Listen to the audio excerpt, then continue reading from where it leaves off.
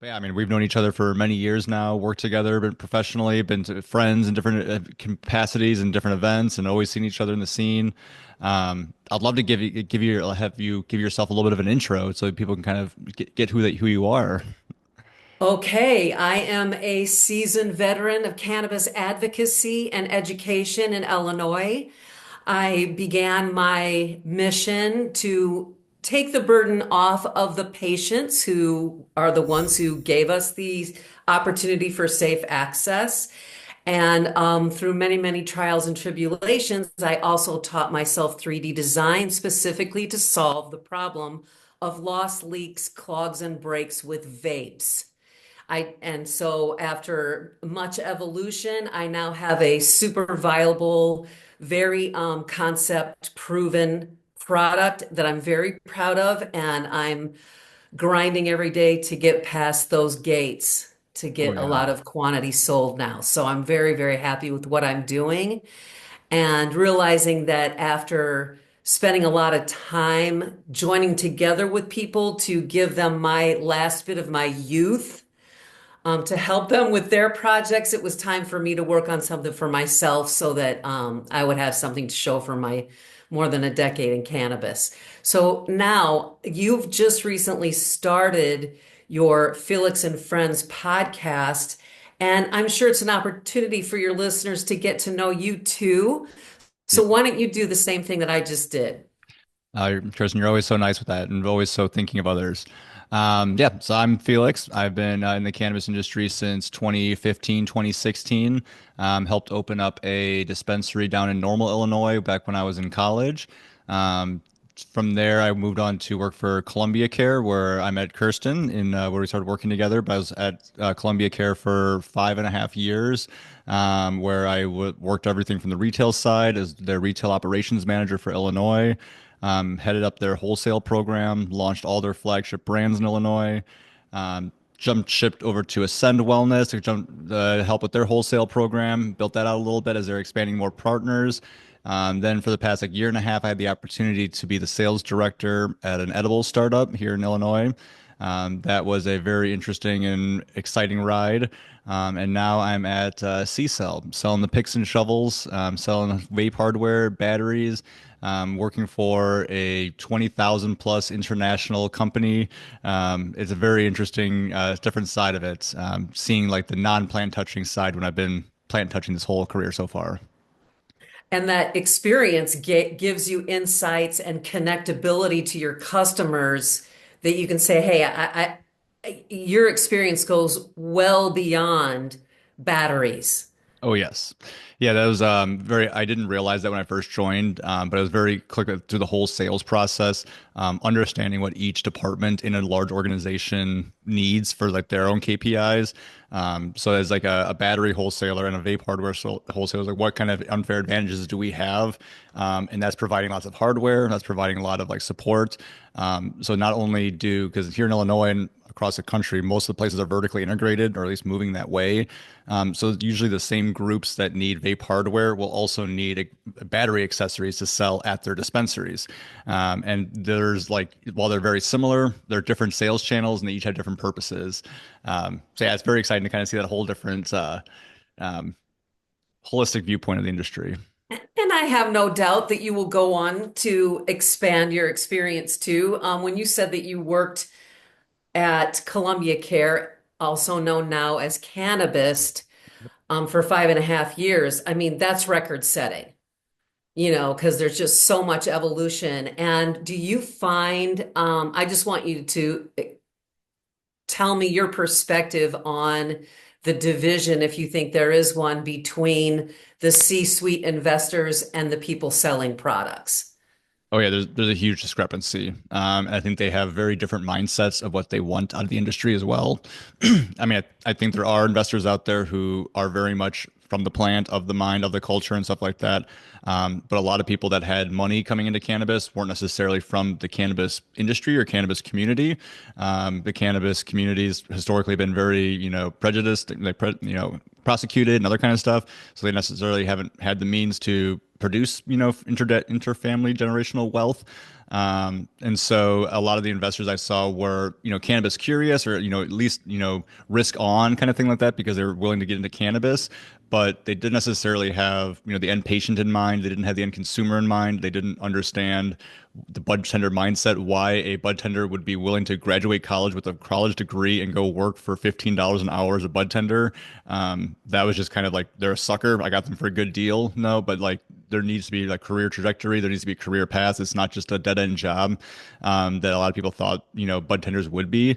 And so it's just kind of interesting to see like that evolution. I think now we're seeing more and more convergence among like the investors in the cannabis industry and the people who are from the cannabis industry originally.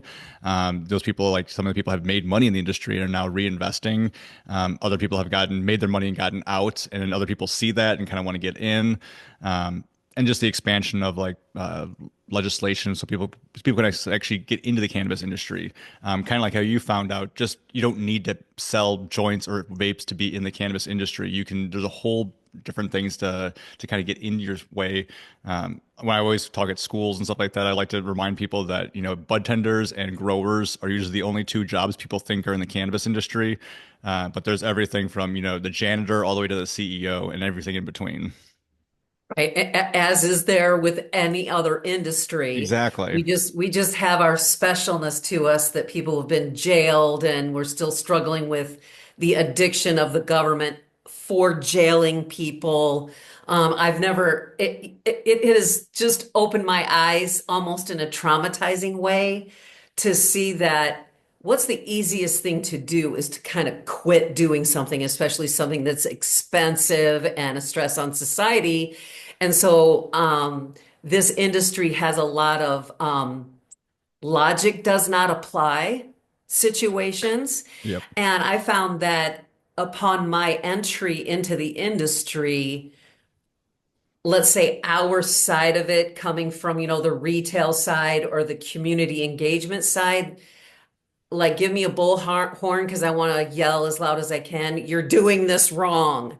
And you just can't get into the ears of the people who will take you seriously and say, from my perspective, I'm like, okay, so remember Field of Dreams where that movie was, if you build it, they will come. And I kind of felt like once people had their investor money, that's the attitude they take, oh, if you build it, they will come. Yep. Whereas I was out there saying to myself, uh-oh, there's a lot of money going into these licenses and lotteries and build outs and all that stuff, but where is the cannabis rebranding? All of the 80 years of propaganda working like a charm, sticking with people for decades, right? Yep. So where's the countermeasures to that that will help to open up the doors to the people who need to be comfortable coming into a dispensary? So another thing that I found interesting is in the 2018 Farm Bill, that if your listeners are really on top of what's going on, federally hemp was legalized. And this gets down into the weeds, LOL. But the people who are fighting the hemp-derived cannabinoids, um, I think they're conflicted. I think that, it's very convenient to distract us and exhaust us by turning each other against each other in two different groups. Um, but the cat's out of the bag. The hemp is there. It's legal. Um, we shouldn't be going at each other. And another thing about it is a lot of laws had to change in order for the traditional cannabis licenses to exist. And it's kind of ironic that now that those law changes helped them get their licenses, they want to stop other law changes that they themselves benefited from earlier. So you see how it's like, okay, hold on a second. Like you kind of need to just let the market forces do what they do and try to spin that as a positive because you are exposing people in a less intimidating way sometimes if they can just go into a Binny's Beverage Depot and get a cannabis containing beverage that is hemp derived. Um, I think there's definitely something there. I think there needs to be some kind of middle ground because I think just going to a gas station and just buying a bag of flour and just being able to smoke that is that I see there's could be potential issues with that versus IDing quality of the stuff, safety. I've been smoking cannabis before I was a medical patient back in the day. I think the statute of limitations have expired now. But when I started in 2016, like going to dispensaries solely, I switched to only buying cannabis, like flower from the dispensaries. And before that, I was honestly very skeptical of medical cannabis. I used it as a stay out of jail free card. I had some medical issues where was getting using the compounded like pharmacy cream, and I kind of got introduced to medical cannabis, being like, okay, let's just try this. I already smoke weed. This is at least I can go buy it legally. The cops won't hassle me. And then once I started actually smoking it, like in only dispensary cannabis, I know I'm sounding like a dispensary shill right now, but I'd actually started to notice the medical benefits of cannabis. Like my headache started going away, my stomach ache started going away, the fatigue that I had, the brain fog, and it was just kind of like what was I smoking before? Like that was very like. And then like the cream that I like the topical I was using replaced the pharmaceutical cream that I was using, and that one was a ketamine, lidocaine, gabapentin compounded cream, 6 grams of ketamine per 4 ounces of lotion. Like it was some intense stuff, and that I completely replaced with cannabis topical. I would say it's about like 80 to 85% is effective, but on the long term, it actually seemed to have like there's some bro science, but it actually seemed to do something inside of it. Like it actually seemed to repair something, cause inflammation to decrease over long term. Where the other compounded cream, like as soon as it wore off, like it wore off. Like you knew immediately, like the pain was like a light switch. And so I think that providing that kind of like clean access to product to somebody who's trying to try cannabis to like help alleviate themselves is very important. But access is also very important. And I think what your point is, we don't want to get into a like criminalization 2.0 or 3.0 where it's yes it's legal but only if you buy it from these oligarchs who have the license kind of thing like that. I mean that's a little bit extreme, but I think that there is kind of potential, especially if you look at different states where there's very limited licenses. I think the people that spearheaded these industries, they deserve a lot of credits and they deserve a lot of kudos. Medical patients and adult use customers did not realize that, for the first 5 years in Illinois, like literally every cannabis company was in the red. Like everybody was losing money every single day, yet they still had to open the door, still pay their staff, still produce products, still buy more inventory, even though they lost money the day before. And so that was very interesting kind of dichotomy to be in. Like I know you experienced that in the dispensaries as well, where people are complaining about prices, and on the back end you hear the managers talking about like we're not making any money. oh yeah, and now you know how sometimes you hear a statistic and it's so outlandish that when you go to repeat it, you're like, I'm not sure. Um, the cameras, the live feed to the Illinois State Police, and I think there's got to be at least 30 cameras in each dispensary. You remember from Cannabis. Oh yeah. And I think it's $300 a month per camera for what you pay to the security company to install and maintain, as though you're just renting those cameras for $300 a month each. And just that one top line cost. And if the cannabis inexperienced manager doesn't understand retail shopping patterns, then you have a whole staff standing there not selling cannabis because they didn't know that it gets busier between Wednesday and Saturday. Yep. So you feel me?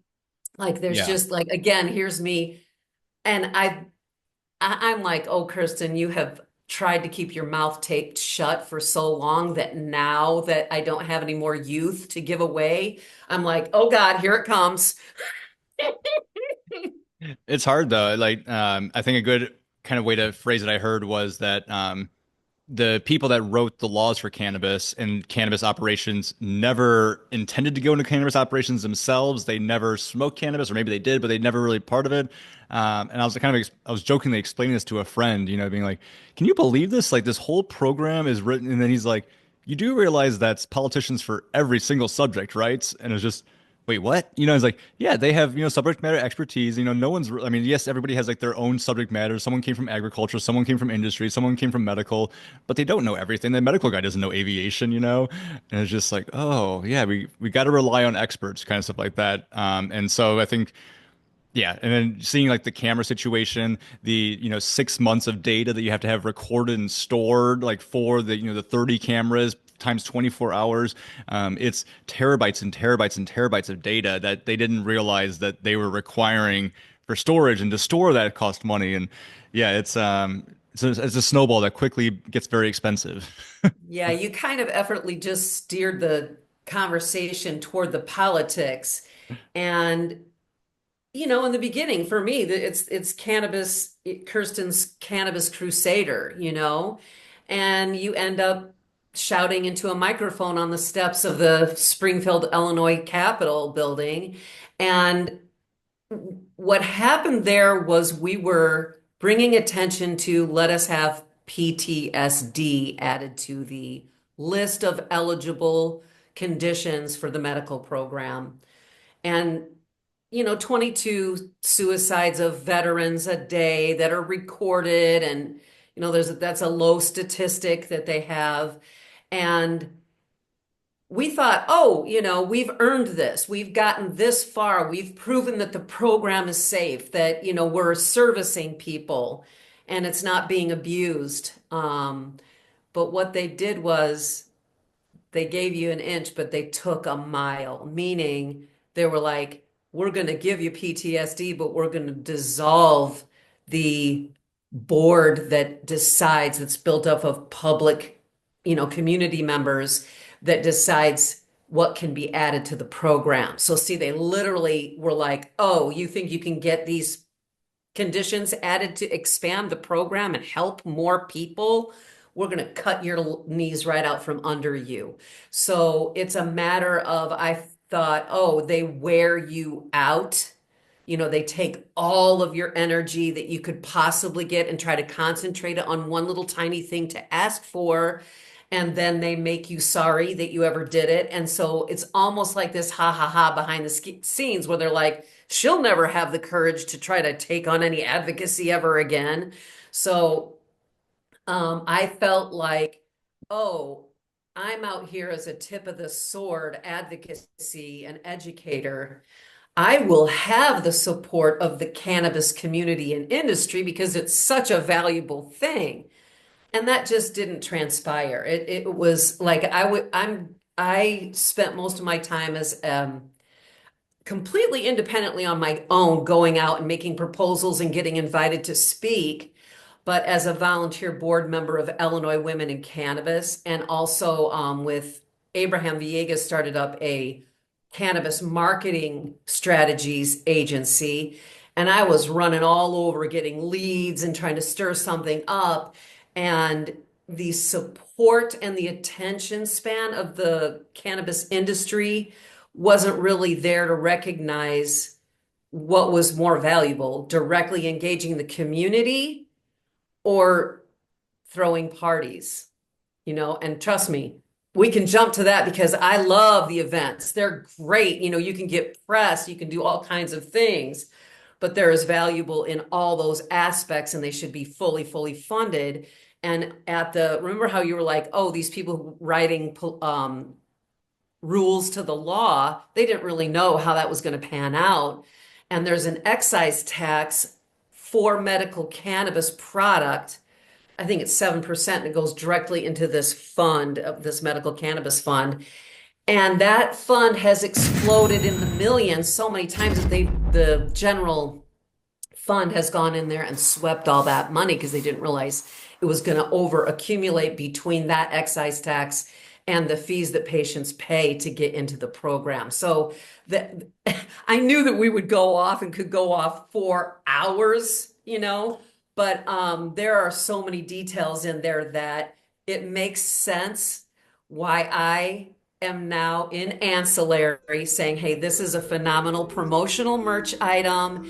And because of my experience in cannabis, I'm able to say, oh, I see. Okay. So, you guys don't have the attention span to think, oh, I want to have this custom piece designed. I'll make it easy. Let's just take your logo and imprint it on this puzzle piece that holds your devices and accessories upright so it doesn't get lost and leak. Oh, I Right. love it so much. And it's ancient. Yeah, That's this is that's one a of the collector's originals. item now that you're I have one of there's been such a the other ones with the two piece as yes, well. that's the modern one. And then Yeah. I also have the hat clip here Yeah, as well that's for you. that's an original too. That's 3D printed as opposed to injection molded. Oh, I'm so Yep. happy to see them. I swear I have carpeted Chicago with all of my pieces. And it's funny how that separation to try to get to the person who can authorize a big $100 spend for 100 pieces is very difficult compared to I give out my puzzle piece and those people are like, I'm using it right now. I use it every day. It's everywhere I go. And so I have dumbed it down and made it simple and keep an inventory on hand. So when somebody says, hey, we messed up and we need this in 10 days, I'm like, I got you. I'll make sure that this get delivered to you on time. And is that your experience where you're like, oh yeah, they're like chickens with their heads cut off? Yeah, there's very few individuals in the cannabis industry that I've met that have like critical, strategic, like long-term planning, and especially like logistics and supply chain handling. That's not to say that there are plenty of people out there, but they're individuals. And they have to, but an individual has to work within an organization, and that organization usually slows down the individuals. That's kind of what I've seen. There are a few organizations that are very actionable, but they are smaller and they have, more this type of KPIs in mind. They want to get involved. They want to use smaller people. They want to create accessories. They want to create an experience inside their dispensary versus like a cookie cutter, I'm just going to use like the big bad MSO just as like a blanket term. But like an MSO cookie cutter store where they're like, we already have our buy list. When it gets down to two, we'll reorder. I don't even do the reordering. That someone else on the East Coast or the West Coast, they do that. So I think, yeah, there's definitely a difference between stores. And I think that customers are starting to see that as well. Yeah. And I have been, and your insights are very validating for me. So I sincerely appreciate getting to talk to you and share that, our different perspectives and different experiences. But that's kind of the thing where I'm like, okay, I know that this is valuable, and the person who could possibly be in marketing and say yes to that, they have to get somebody with the purse strings to say yes to that. And that might be like the disconnect. So I am doing all the networking that I can because gatekeepers. Yep. If I can get with the cool people who are connected to the people who buy licenses and things like that, they might be able to say, hey, let's rally around Kirsten for a year and subscribe and make sure that we buy 1,000 of these a month and distribute them to the tens or 15s of our stores in all different states. And that's that tipping point where this will become ubiquitous, as is lighters. Yep. Love lighters. Best promo merch out there for our industry. And I think that with the prevalence of dabbing and vaping and our wonderful Benjamins and Penny Benjamins, that those people do deserve to have a little something that's the natural alternative to a lighter and at the same price point. So I'm out there grinding, taking 100-piece orders as much as I can. And then I do see myself getting past the gatekeepers and getting that high level support. And then once that ubiquitous level, like maybe a million, it might take 1 million pieces, which is totally achievable. Isn't there 15,000 dispensaries just in the United States Sounds about right. alone? Yeah. Once you get that ubiquitous status, then it can go to a distributor, and then a distributor can show it to all these smoke shop and vape accounts, Yep. and they can take in their own smaller inventory. So, um, I, I've seen a lot of investment money, as have you, go to high-level C-suite salaries. But I'm like, okay, let's spend a little bit of money here helping some women entrepreneurs who are advocates. Let's get them on board. Let's rally their support around and accomplish something cool because like I can try to trot out the, oh, I'm a woman cannabis advocate and solo entrepreneur, but the value of VapeNProp as a promotional merch item that conveys care and builds brand loyalty, it stands on its own with its value. Yep. So I feel like if I can stick this out, then I might actually find my little niche in cannabis, which I think that there are so many people saying, hey, how do I find my way into the industry? Yep. And hopefully some of those learning curves that you and I have gotten past won't happen to other people. Yeah, exactly. And just kind of showing that path forward that it's not just bud tenders and bud growers, and you can do your own entrepreneurial thing without having to acquire a license either, you know. And I think that's and people are starting to get hip to that. Even in the product realm, the idea of, you know, co-packing and co-manufacturing and licensing is kind of going away just because that's not a good deal for the brand. But people are starting to realize that, hey, I can launch an edibles brand and I don't need to be the people that make it. You know, I can launch a pre-roll brand. It's difficult. It's a very uphill battle. You need to have some kind of cool differentiators. You know, there's definitely some headwinds. They're gonna like, you know, to actually get like the sales you need.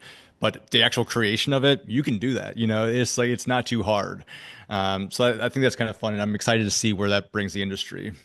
Right. And I see things like, oh, I have a clothing line where they're essentially just making a cool image. That's Yes. their logo. And they're like, that's my whole thing.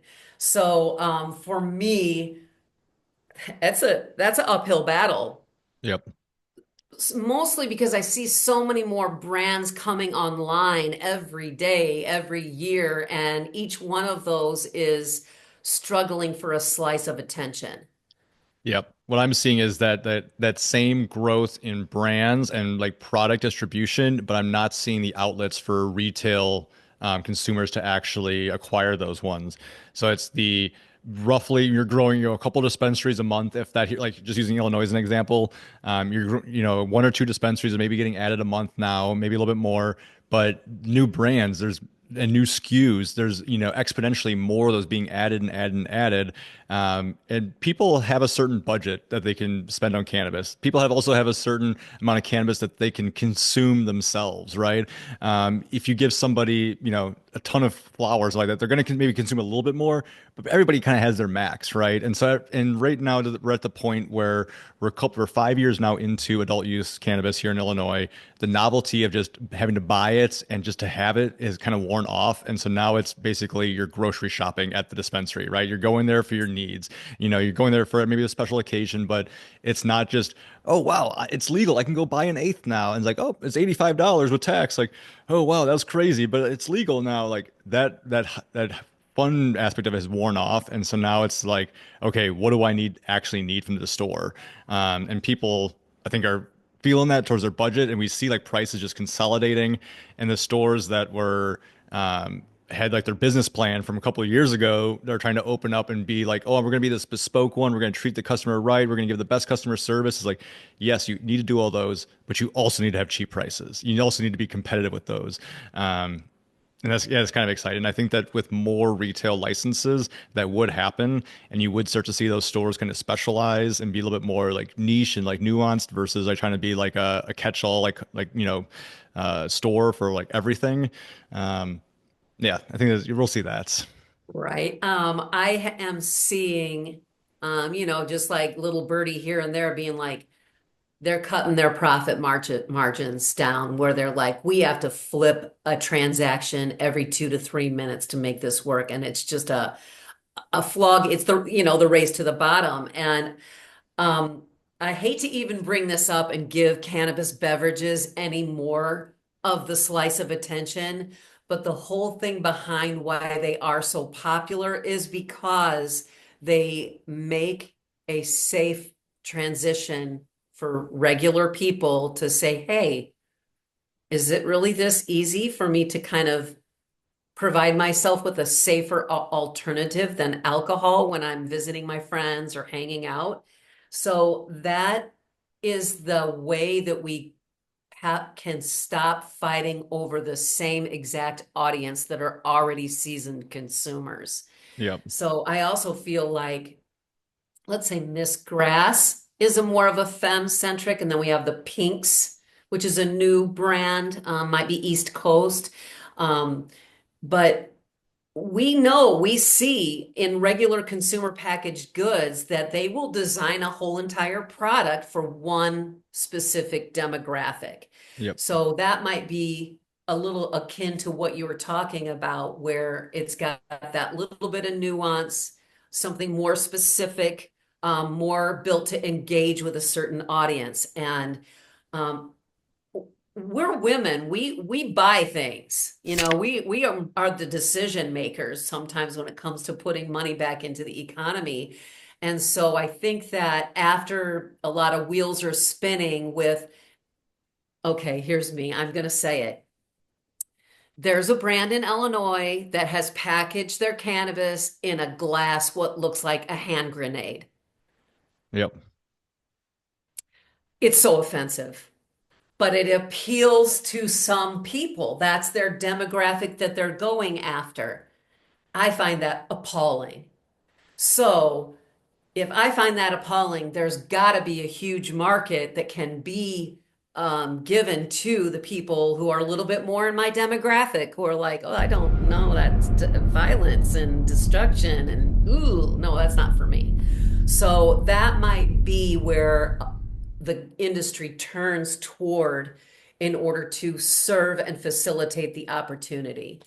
Yep. And to your earlier point, I think the same person that's buying the Napalm 10 gram like fatty joint is probably not buying the Edie Parker, flavored ones, or the Miss Grass, like that kind of thing. Or just kind of like on that tame side. And I think if you look at traditional CPG goods, that is how it goes, right? If you create a product for everybody, you're a product for nobody. Yeah. Unless you're selling, Crystal Geyser water or something like that, you're not going to appeal to every single person, kind of thing like that. And I think that a lot of cannabis companies, especially cannabis brands, I like to liken it to the safety scissors. Everyone's using kindergarten, rounded, blunted, dull scissors because they're afraid of hurting anybody, right? But then the napalm comes and like, nope, we are going to cut some people, and like this is, and people like it, like this is destructive. And it's just like, oh, wow, like I actually feel something from that, right? Yes, yes, it might be pain, but I feel something. That one, I think that that's kind of like tapping into like that primal consumer. And I have literally advertised for them. You and I both just spent time advertising for somebody that I'm offended by. But see, isn't that the point? Like, if you Yep. can provoke a reaction, you've succeeded in your marketing. Yep. So kudos to them. No shade. All right. So as we're kind of wrapping up here, where can people find more information about yourself, get your products? Where can they find VapeNProp? What if they want to place a wholesale order? If they want to place a single order, how can they do this? Please email me at ceo@vapenprop.com. And it's spelled vape, VAPE, the letter N, and then PROP. And my website is vapenprop.com. And it's super easy because I can give you a link to an order form where you put in your logo that you want on it. You know exactly what size it is, and you get to choose everything simple, click, click, click, click, click. And by all means, you don't have to use that form. You can hit me up. I'm on LinkedIn, I'm on Instagram constantly. And I definitely want to imbue everyone with the joy that Vape and Prop and Grip and Clip are. They're fantastic. And I really feel like we're on the edge of something really fun, fresh, and functional for the cannabis industry. Agreed, 100%. And I can personally attest to how sticky they are. They stay on my desk and you can see it all the time.